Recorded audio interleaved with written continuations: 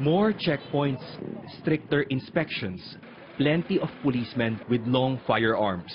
All this happening nationwide after President Rodrigo Duterte declared a state of national emergency. It looks scary, but for some business owners in Manila, it makes them feel safer.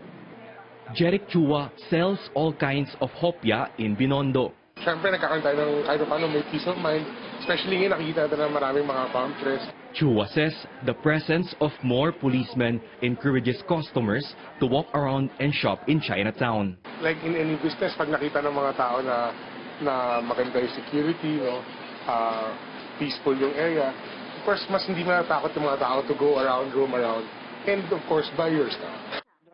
Just like Chua, Evelyn Doratan lives in Binondo, where kidnapping and robbery were once commonplace.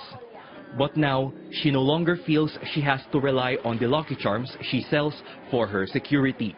Itong buong Ongpin, we feel more secured, no? Kasi before, maraming mga kidnappings, and then a lot of yung mga jewelry shops dyan, laging may mga parang may mga hold-uping.